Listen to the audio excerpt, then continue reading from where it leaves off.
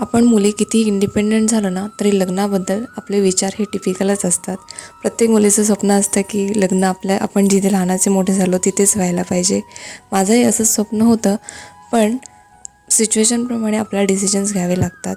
So तसंच आम्ही सुद्धा डिसिजन घेतला। Malvan to Alibag long distance असल्यामुळे आम्ही मालवणला लग्न करायचं डिसाईड केलं, बिकॉज पराग मालवणचे आहेत। लग्नाच्या पिरियडमध्ये माझी पूर्ण फॅमिली आम्ही मालवणमध्ये शिफ्ट झालो होतो। आमच्यासाठी स्टे अरेंज केला होता। लग्नानंतर पाच परतावणं जे असतं ते सुद्धा आम्ही डिसाईड केलं की मालवणमध्येच करायचं, कारण लगेच आम्हाला अलिबागचा प्रवास करणं पॉसिबल नव्हतं। म्हणून आम्ही मालवणमध्ये जिथे आमचा स्टे होता तिथेच करायचं डिसाईड केलं, कारण लगेच आम्हाला लग्नानंतर बाहेर जायचं होतं।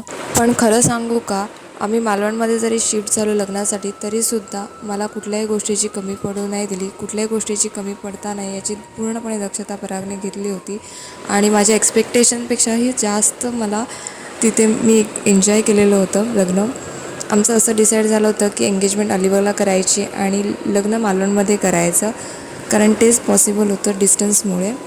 ही व्हिडिओ एडिट करताना माझ्या असं लक्षात आलं, मी तर फक्त वरातीपासूनचेच व्हिडिओ यूट्यूबवर अपलोड केले आहेत, आधीचे मी काहीच व्हिडिओ अपलोड केले नव्हते। सो मी डिसाईड केलं आहे की याच्या आधीचे पण काही स्मॉल मोमेंट्स आहेत ते सुद्धा मी यूट्यूबला अपलोड करेन। सो पाच परताव्यासाठी आम्ही जेव्हा घरी आलो तेव्हा आमचं मस्तपैकी स्वागत केलं आणि इथे आल्यानंतर आमची दृष्ट वगैरे काढली। आजीने, स्पेशली आजीने खूप छान दृष्ट काढली। तिची दृष्ट काढण्याची पद्धतसुद्धा खूप वेगळी होती। तुम्ही व्हिडिओमध्ये बघू शकता की कशा पद्धतीने आमच्या दोघांची तिने दृष्ट काढले।